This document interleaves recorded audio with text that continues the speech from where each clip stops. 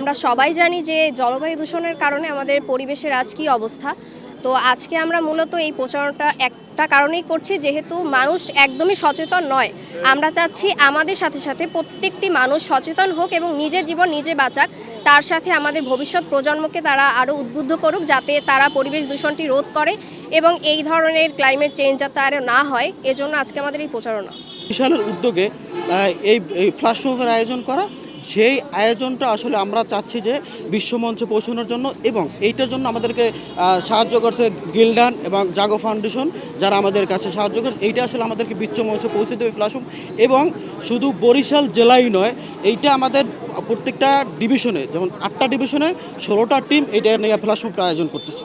সাধারণ জনগণের প্রতি আমাদের বার্তা হচ্ছে যে আমরা সবাই যেন গ্রিন এনার্জি নিয়ে সবাই কাজ করি, অর্থাৎ যে নবায়নযোগ্য যে শক্তি রয়েছে সেগুলো নিয়ে যেন কাজ করি, প্লাস্টিক বর্জন করি এবং যেন বেশি করে গাছ লাগে, যেন আমরা পরিবেশকে সে আগের অবস্থায় ফিরে নিয়ে যেতে পারি এবং আমরা একটা সুন্দর এবং সুস্থ ভবিষ্যৎ গড়ে তুলতে পারি সবার জন্য।